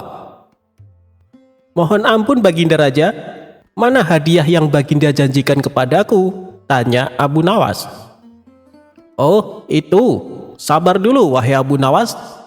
Jadi semalaman apa yang telah engkau lihat?" tanya Raja. "Hamba tidak melihat apa-apa tuanku yang mulia. Hanya seberkas cahaya yang terlihat dari kejauhan," jawab Abu Nawas. "Waduh, kalau begitu engkau tidak berhak untuk mendapatkan imbalan, karena engkau telah dihangati oleh cahaya itu," jelas Baginda Raja. "Loh, bagaimana bisa seperti itu Baginda?" "Karena kedinginan, hamba semalam hampir saja mati," protes Abu Nawas. Namun Baginda tidak ingin mendengar protes dari Abu Nawas. Lebih dari itu, Baginda justru menyuruh Abu Nawas untuk segera pulang ke rumahnya. Karena tidak mau dianggap melawan titah sang raja, akhirnya Abu Nawas pulang dengan rasa dingin dan sedikit kecewa karena gagal membawa 500 dirham tadi. Akan tetapi, di tengah perjalanan, Abu Nawas berkata dalam hati, "Ada-ada saja, bagaimana mungkin Baginda ingkar janji? Kalau begitu, aku harus mendapatkan yang semestinya jadi milikku." Selang beberapa hari kemudian, Abu Nawas mengundang Baginda Raja untuk jamuan makan bersama di rumahnya. Baginda pun menerima undangan tersebut. Keesokan paginya, Abu Nawas sudah tiba di istana dengan tujuan ingin menjemput Baginda bersama dengan rombongan kerajaan. Akan tetapi di tengah perjalanan, Abu Nawas meminta izin kepada Baginda untuk mendahului mereka dengan alasan ada hal yang harus dikerjakan, terutama akan menyiapkan hal penyambutan meriah kepada Baginda dan pejabat kerajaan. Hingga beberapa saat kemudian, Abu Nawas sudah berada di tempat acara. Di situ Abu Nawas rupanya menyuruh murid-muridnya agar mempersiapkan segala sesuatu untuk menyambut Baginda. Tak lama setelah itu, Baginda Raja beserta para rombongan datang. Abu Nawas mulai bercerita macam-macam dengan tujuan agar Baginda Raja menjadi senang. Namun karena keasikan ngobrol, Baginda Raja terlihat memegangi perut pertanda rasa lapar sudah menjalar di tubuh sang raja. "Wahai Abu Nawas, mana makanannya?" tanya Baginda Raja. "Mohon ampun Baginda, Harap bersabar sedikit, karena apinya lamban sekali panasnya. Padahal sejak dari tadi pagi sudah dinyalakan, jawab Abu Nawas. Api jenis apa itu? Kok lamban sekali panasnya? Coba antar aku ke dapur, tanya Baginda Raja. Setibanya di dapur, Baginda Raja merasa heran karena ada api namun tidak ada terlihat makanan yang sedang dimasak. Wahai Abu Nawas, mana makanannya? Tanya Baginda kembali. Itu Baginda yang mulia, ada di atas pohon, jawab Abu Nawas sambil menunjuk pohon tersebut. Wah, pantas saja. Bagaimana mungkin bisa matang kalau yang dimasak di atas sana, sedangkan apinya ada di bawah? Itu terlalu jauh jaraknya, kata Baginda Raja merasa heran. Ini sama saja Baginda dengan kasusku beberapa hari lalu. Bagaimana tubuhku ini bisa dihangatkan oleh cahaya yang berada di kejauhan? Jelas Abu Nawas. Mendengar penjelasan Abu Nawas membuat Baginda Raja tertawa lebar. Baginda kemudian menyuruh pengawalnya untuk memberikan 2 kali lipat dari hadiah yang pernah dijanjikan, yaitu 1000 dirham.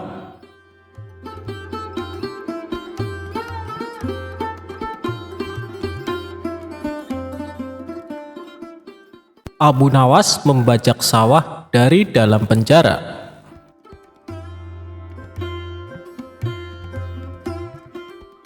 Berawal dari sebuah keteledoran yang tidak bisa ditoleransi pihak kerajaan, Abu Nawas menjadi buronan Baginda Raja.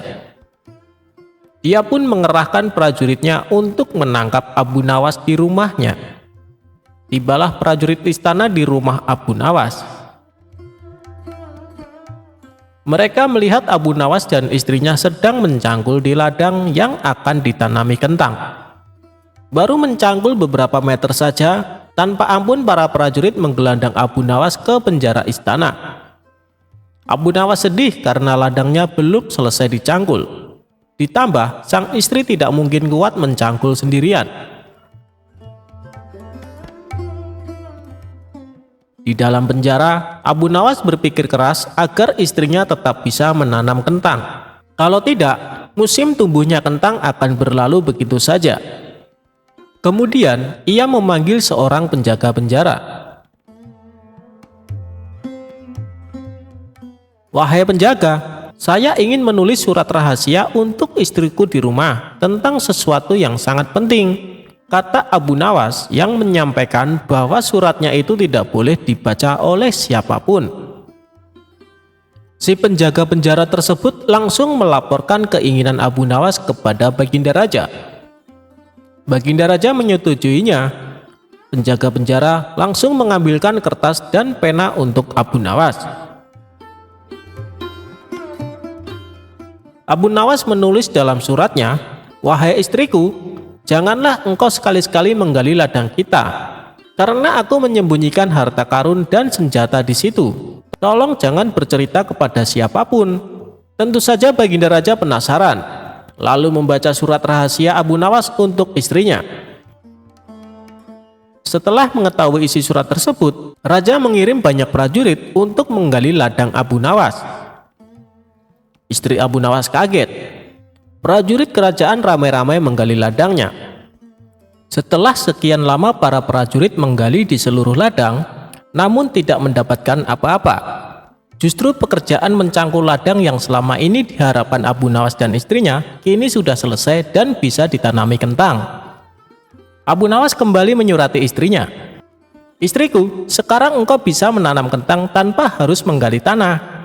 Itulah cerdiknya Abu Nawas. Meski di dalam penjara, ia masih bisa membajak ladangnya.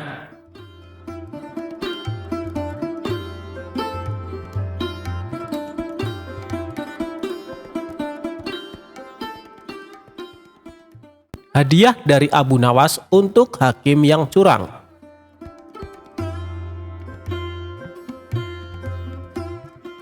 Sewaktu-waktu kerajaan sedang dalam keadaan genting. Hakim yang dikenal adil baru saja meninggal. Sang raja telah mengajukan hakim pengganti, namun ternyata perilakunya sangat tidak adil. Abu Nawas sebagai pribadi yang kritis akhirnya langsung turun tangan menyelesaikan urusan negaranya itu. Abu Nawas tidak mau jika kerajaan yang menjadi tempat berdiskusi dengan Baginda Raja menjadi tempat kemaksiatan dan ketidakadilan. Abu Nawas yang mengetahui negaranya sedang diterpa darurat krisis akhirnya turut prihatin. Ia berinisiatif untuk menyadarkan para hakim itu dengan caranya sendiri. Hingga pada sewaktu-waktu, Abu Nawas mendatangi seorang hakim untuk mengurus suatu perjanjian. Tetapi hakim di kota Abu Nawas selalu beralasan tidak punya waktu untuk menandatangani perjanjian tersebut.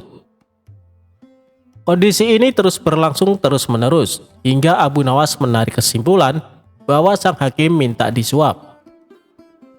Namun Abu Nawas mengetahui bahwa suap menyuap merupakan sesuatu yang diharamkan oleh agama. Maka dari itu, Abu Nawas memutuskan untuk melemparkan keputusan kepada si hakim sendiri.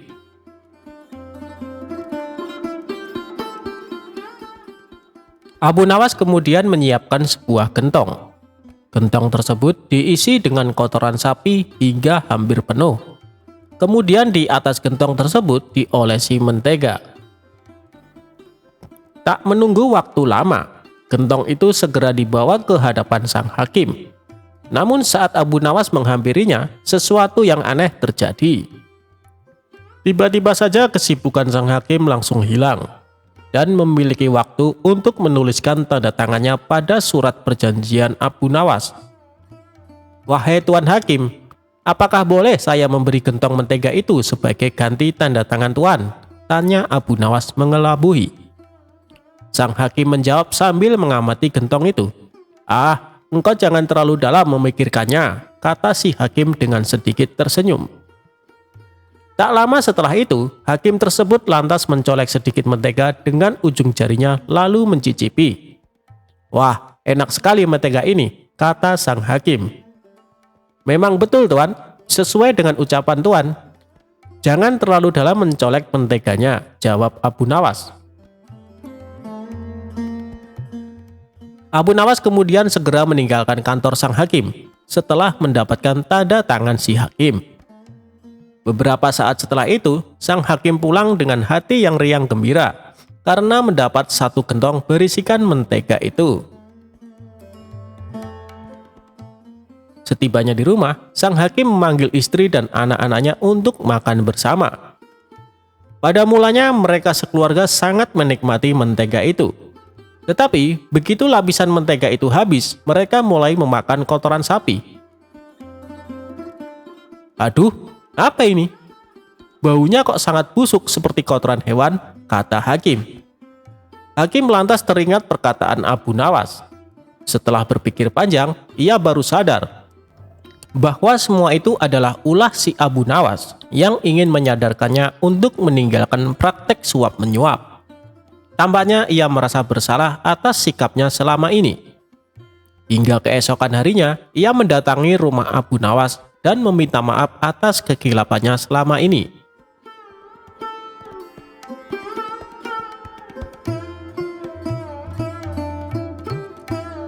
Abu Jahal pukuli para sufi supaya berubah jadi emas.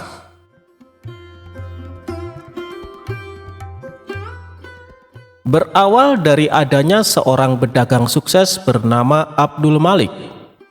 Ia dikenal sebagai orang baik dari negeri Khurasan. Kekayaannya yang berlimpah selalu dimanfaatkan untuk bersedekah. Abdul Malik kerap mengundang orang-orang miskin untuk makan bersama di rumahnya.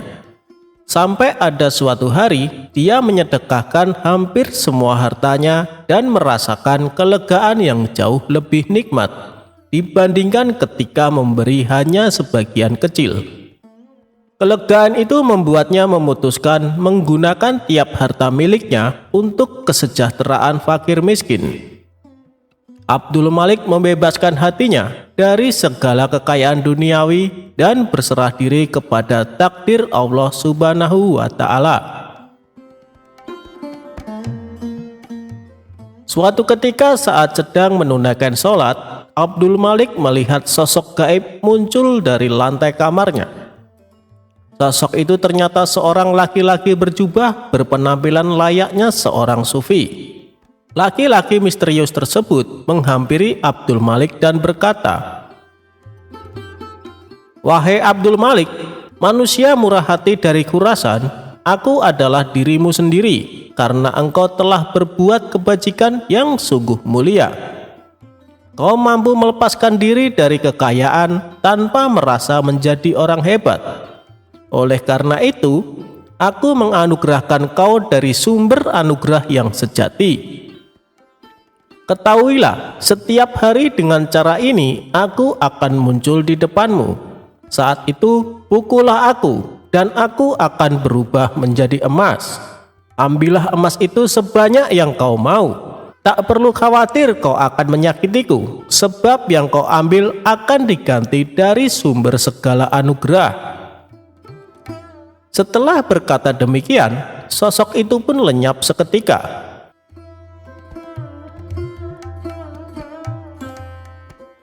Keesokan harinya, Abdul Malik kedatangan tamu seorang kawan bernama Abu Jahal.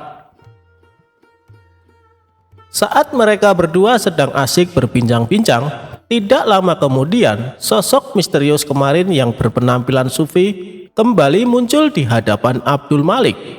Abdul Malik pun segera memukulnya dengan tongkat.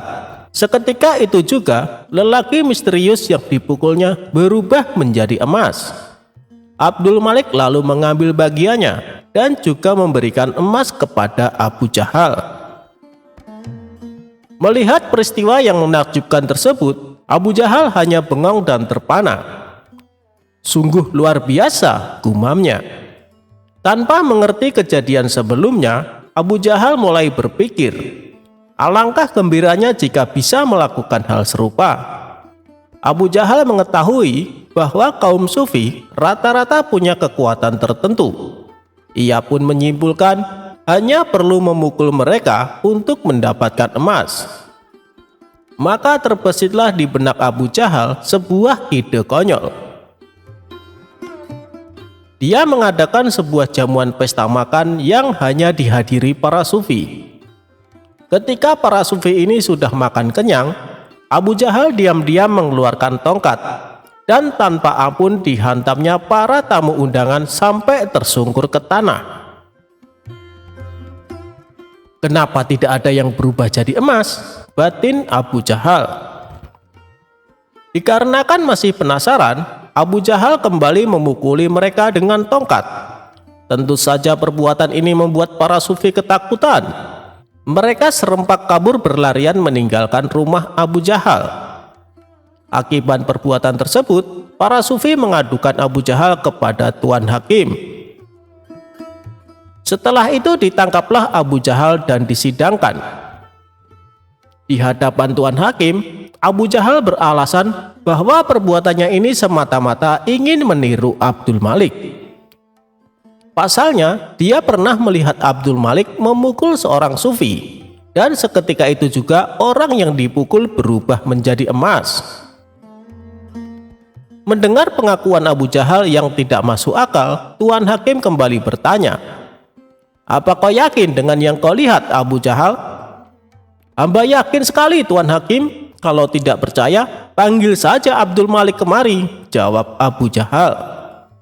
Maka dipanggillah Abdul Malik ke pengadilan untuk dimintai keterangan. Dalam perjalanan ke pengadilan, sosok sufi misterius yang bisa berubah jadi emas membisikkan kepada Abdul Malik apa yang harus dikatakan. "Wahai Tuan Abdul Malik, apa benar yang dikatakan Tuan Abu Jahal?" tanya Tuan Hakim. "Menurut saya Abu Jahal sudah tidak waras, Tuan Hakim. Bisa saja dia sedang berusaha menutup-nutupi hobinya menyiksa orang tanpa alasan," ujar Abdul Malik. "Memang hamba mengenalnya, Tuan Hakim, tetapi yang ia ceritakan tentang kejadian di rumah hamba tidak lebih dari akal-akalan belaka," imbuhnya. Abu Jahal sempat membantah dan memprotes perkataan Abdul Malik. Ia juga menunjukkan barang bukti berupa emas yang didapat dari Abdul Malik. Abu Jahal, Abdul Malik itu saudagar kaya, tentu punya banyak emas, balas Tuan Hakim. Dikarenakan tidak punya bukti dan yang diceritakan tidak masuk akal, akhirnya Abu Jahal dihukum penjara. Sementara Abdul Malik masih melakukan rutinitas seperti biasa, memberikan sedekah uang dan makanan kepada fakir miskin setiap harinya.